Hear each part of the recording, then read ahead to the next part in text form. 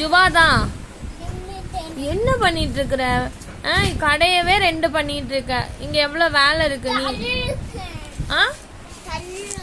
புரியல எனக்கு. அம்மாக்கு புரியல. புரியுற மாதிரி சொல்லுங்க. எதை தள்ளுற சொல்லுடா.